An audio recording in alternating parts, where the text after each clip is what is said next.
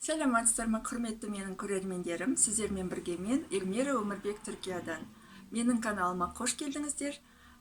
Мен Эльмира. Қазақстанның бас қаласы Астанадан Түркияның бас шехері Анкараға уақытша қоныс аударғаныма бір айдан аз ғана уақыт өтті. Бүгінгі түсірілімнің негізгі себебі ол маңызды хабарландыру. Себебі алда жаз айлары келе жатыр. Жаз айларында әдетте адамдар өздеріне жоспар құрады. Соның ішінде Түркияға теңіздің жағалауына келіп, ұзақ уақытқа қоныс аударғысы келіп жүргендер де бар болар. Соларға өте қатысты маңызды хабарландыру. Түркия мемлекетінде ВНЖ берудің тәртібі өте қатайып, шектелулер көбейіп кетті. Соның бірі осы қазіргі саясатқа байланысты. Әдетте біздің қазақстандықтар және басқа да СНГ-ның тұрғындары деп айтайық, көбіне Анталия, Алания, Стамбул, Измирге баруы мүмкін. Сол қалаларда және соңғы кезде популярны болып жатқан Мерсин қалаларына қоныс аударып жатыр ұзақ уақытқа. Соның ішінде пәтер алып қоныс аударғандар бар, және пәтерді арендаға алу арқылы қоныс аударғысы келіп жүргендер де бар болар. Соларға өте қатысты хабарландыру.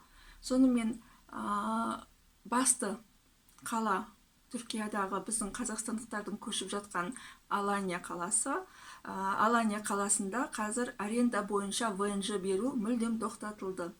Ол ВНЖ аренда бойынша тек Украина азаматтары үшін ғана сақталды. Қалған ешқандай шетелдікке пәтердің арендасы бойынша ВНЖ берілмейді деген шешім қабылданды. Және оны айтасыз, одан да бұрыннан бері тұрып келе жатқан, енді ВНЖ-сін аренда бойынша создыруға келген азаматтарға да ВНЖ бермей жатыр. Олардың айтатын себебі лимит закончен дейді. Шетелдіктерді қабылдау шектелді. Аланияда тек ВНЖ-ны енді тек өздерінің жылжымайтын мүлкі бар, квартирасы бар адамдар ғана ВНЖ ала алатын болды. Анталияда ВНЖ-ны өте қатты шектеу берілді. Олардың 50-50 деп жатыр. Арендаға пәтер алып қоныс аударғысы келген ВНЖ алуға тапсырған құжаттар өтпей жатыр. 50%-не береді дейді, 50%-не қайтарып жатыр дейді. Себебін толық түсіндіріп жатқан жоқ. Бірақ ол жерде де Украина азаматтарына бірінші кезекте беріп жатыр. Стамбулда жағдай өте қиын деп жатыр. Бұл 90%-на ВНЖ аренда бойынша отказ келіп жатыр деп жатыр. Измир қаласында ВНЖ беру аренда бойынша мүлдем тоқтатылған. Тек тапумен өзіңнің жекеменшік тұрғын үйің болған жағдайда ғана сізге ВНЖ береді екен. Ал аренда бойынша ВНЖ беру мүлдем тоқтатылған. Ал енді өте қиын жағдай Мерсинде.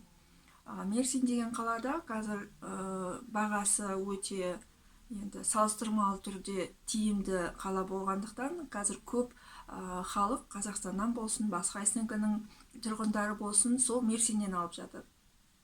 Енді Мерсин бойынша өздерінің жеке Мерсин қаласының микрорайондары бар ғой.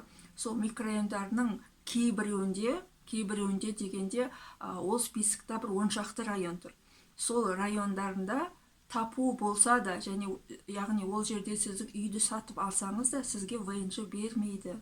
Себебі оларда да лимит бітті, шетелдіктерді біз қабылдамаймыз, ВНЖ бермейміз деген шешіммен тапу бойынша да ВНЖ бермей жатыр. Сондықтан, егер Мерсиннен үй алып жатқан болсаңыз, міндетті түрде риэлтордан, немесе сол интернетте ол список, официальный список интернетте бар, сол жерден қарап алыңыз.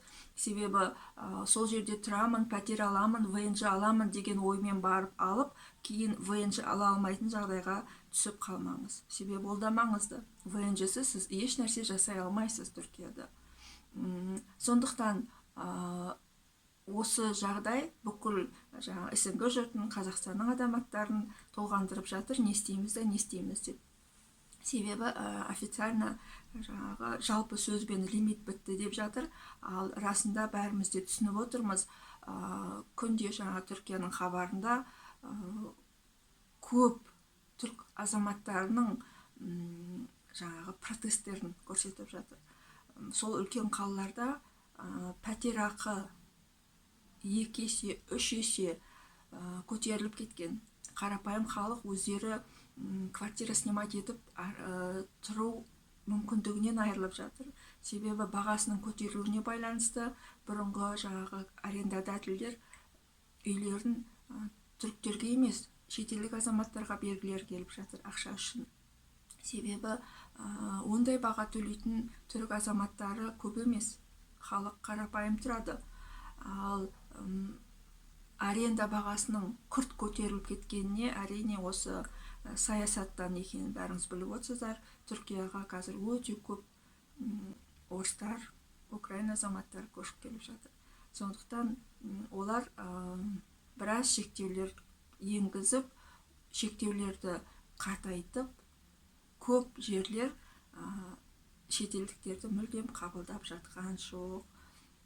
Менің хабарламам сіздерге пайдалы болды деп ойлаймын. Себебі бұл өте маңызды. Себебі сонша шешім қабылдап, сонша қаржы жұмсап, осында тұрамыз деп келген кезде ешқандай ВНЖ да болмай, тұра да алмай, жұмыс жасай алмай, біраз шығынға ұшырап, стресс алып, қайту болмасын деген ниетпен айтып жатырмын. Рахмет. Соңына дейін менің түсірілімімді қарағандарыңыз үшін алғыс айтамын. Каналым ұнаса лайк басыңыздар, менің каналыма жазылыңыздар. Сау саламатта болыңыздар.